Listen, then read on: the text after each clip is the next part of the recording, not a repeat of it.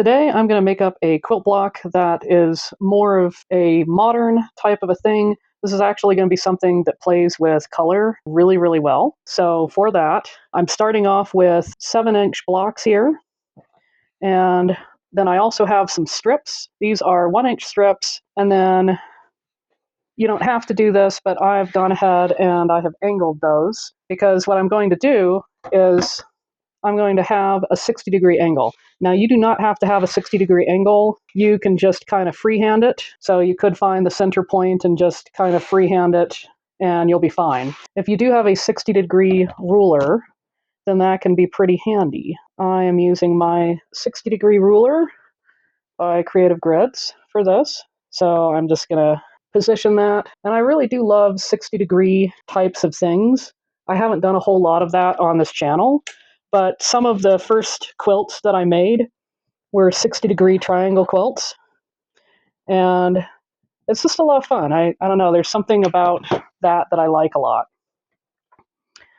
So I have that, and what I'm going to do is I am going to be stitching all of these things together so that it's going to be basically like that. So I'm going to go ahead and get started on that. Instead of boring you with the construction on that, because that's not the main purpose of what I'm trying to do with this video. Pretty simple. I just added one strip first on each of these. I pressed them, and then I went ahead and added that corner triangle, and then added the strip to the other side because they're far enough apart I could do that, pressed it, and then just wrapped that up with tacking on the other corner triangle, and I have it that way. And this is something that, like I said, you could go ahead and do this as more of an improv and just kind of mark where you want things to go. So I want these to end up being 6.5 inches, and I want them to finish to 6.5 inches. So I need to trim these 6.5 inches. And since this is an interleave, the way that I'm doing this, after I finish sewing it, it will still end up being 6.5 inches, which is pretty cool. So I need to trim off the edge here. I have 3 1/4 right there at that middle bit of the apex. And there we go. And I'm just going to finish trimming these. There we go. All right.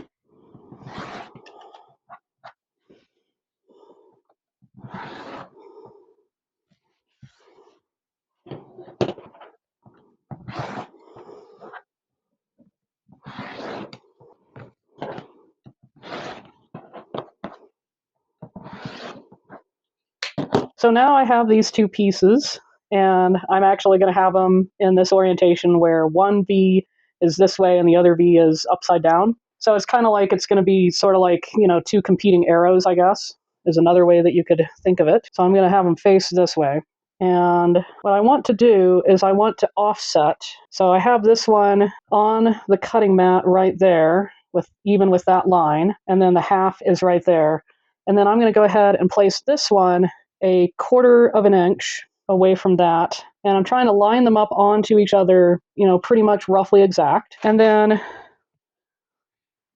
this is going to be an interleave, and so that means I need to cut strips. And I am cutting 1-inch strips here. So what I want to do is, this is the Stripology Mini. It's perfect for this because it's 6.5. And so I can get my 6 inches really nice and dead on. And so I'm going to put that right there. And then what I can do is I can start at the 6 here. And that's because I'm right-handed. If you're left-handed, then you'll probably start the other direction at the 0. And I'm just going to cut all of these like that. Okay. Okay. So now I have these all cut. And I probably should have spaced this one even further, but it's okay. It's still going to look really interesting when I'm done. So I like to have this ruler or, you know, some other square ruler, because what I like to do is I like to just place my strips on here in order. And then that way I am ready for the next step. And for the next step, I have this fusible interfacing. It has the fusible on one side of it. This side is not fusible. And so I will be fusing these strips, and that makes it so that it's going to be really, really accurate whenever I go to sew this. And it's just easy. It means that these strips are not going to shift, and everything is going to look really, really good with this. So here is my ruler with all the pieces on there, and here is my fusible facing up. And the fusible I showed earlier, I hadn't trimmed it down, so actually what you want to do is you want to trim it down to just a little bit under 12 inches, because this is 12 inches of strips, so it just works a little bit better if you don't have stuff in the way. So what I'm going to do here is I'm going to take the first strip here, and I'm going to put it there. And I cut these strips to about 6 inches wide, so there you go. I have a roll of interfacing, so it's pretty easy that way. And basically, it's very simple. You just want to alternate these strips. And you want to get them all nice and laid out and have those edges touching but not overlapping. And this is absolutely something that a beginner could do.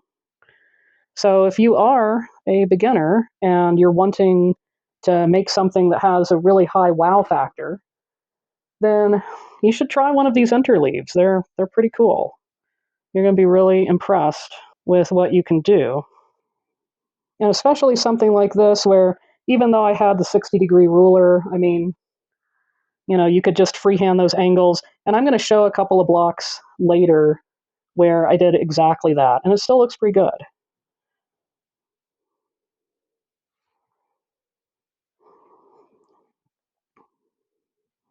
So this is pretty easy with the interfacing. And this is a really good way to just make it so that everything lines up, everything stays where it's supposed to be. And then you just put the iron on it. And usually, it's about maybe 10 to 20 seconds will do a pretty good fuse. I usually like to just kind of lift it and just kind of press it along at different spots. So even though I may not be doing 20 seconds straight, I'm still getting easily over 20 seconds in any given spot.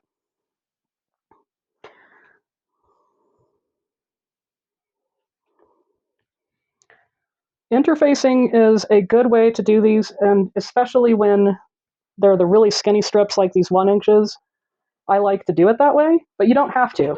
And I have a video that I'm going to link at the end where I have actually got wider strips and I take you through how to do those. And there's a little bit of a difference with it. And I'm doing it where I just put the pieces together and sew them, and it still works out. So, if you're interested in this, definitely check that out. So now I have this all nice and fused, and I can just do a little bit extra on the back here, just to kind of make sure. And that looks pretty good. So I am ready to get sewing on this. Here I am at the sewing machine, so I have my piece. And this is very easy. You just fold over those two, and then you just stitch it. Now what I like to do with this is I like to back tack each end, because I find on something where the strips are so skinny that if I don't back tack the ends, then the seams just want to start popping one by one.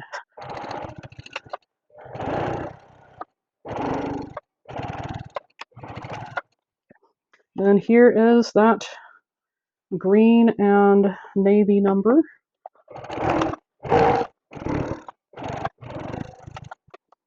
And then I just go to the next one, and I just make sure that I keep that out of the way. And then I just keep going.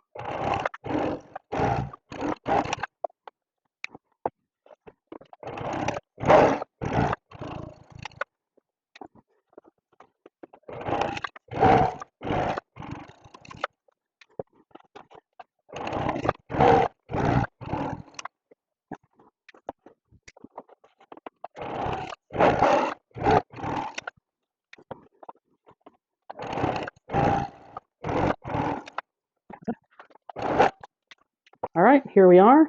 And so what I like to do, since this is going to be 11 seams, I like to do 4 at a time. So it's going to be 4 here, the middle's going to be 4, and then I'll just have 3 to finish it up. So I'm going to show you what I do with all of this. So this is what I like to do because I want to press all of these open, but I have that interfacing, so obviously that's not going to be open the way it is now. So I like to take some sharp scissors and I just cut right on the edge. And then also you'll notice I put the cutting ruler under there. I'm doing that just because then I can just lift that ruler at the end and I can take it to the trash and just dump out all of those little things without having to try to clean all that stuff off of my mat. So it's just a nice way to save myself a little bit of annoying kind of a task. So, but this goes pretty fast, but you do need to be careful, so just be really mindful of where you're cutting.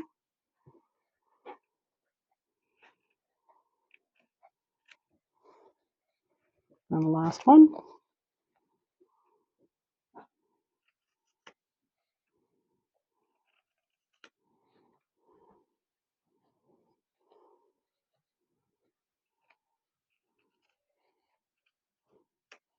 Okay. And then I have all of these to where I can open them. So I'm going to go ahead and get those pressed open next. So now I am ready to go ahead and press this, just like you would with anything that doesn't have the interfacing. You just basically separate out and then just take the iron and just press it along.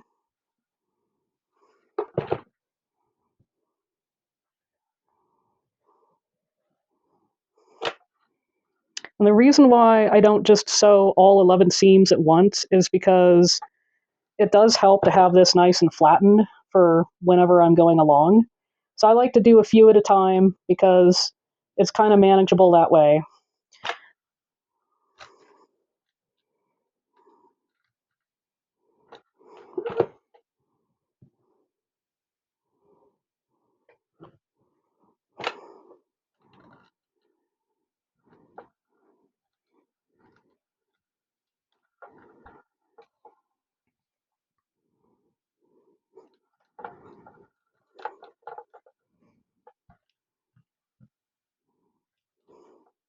And there we go. So this will be ready for me to keep going with the stitching. So here they are, the two blocks that I made up in this particular video. And here is what they look like, right side up. And so you could see definitely a very clear difference with these lines here. And what this is called a Munker white illusion or a Munker illusion.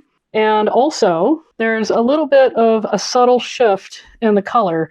Like in the case of here, the green is pushing this orange a little more red, and the blue is pushing this orange a little more yellow. And what that is called is simultaneous contrast. And so I have a pretty good example in my earlier pieces on this, and that would actually be this one.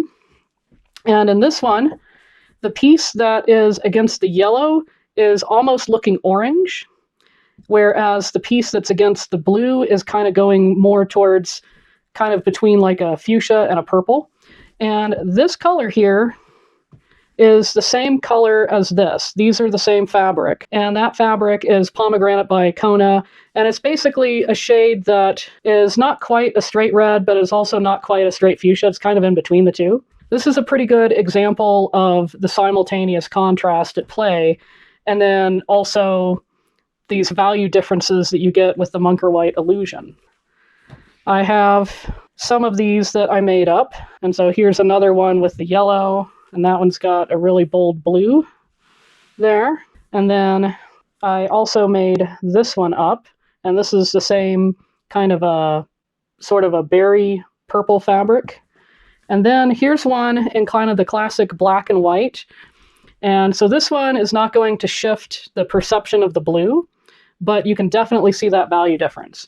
And one of the things that's really fun with these is that these will also kind of shift in the light. So I'm going to flip this one around so that my darks are above my lights in all of these.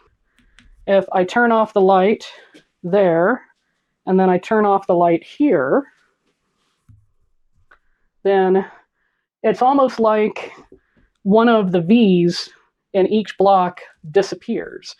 And that's the one where it's with whatever is the dark band, the dark strip. This is a very fun kind of thing to play with.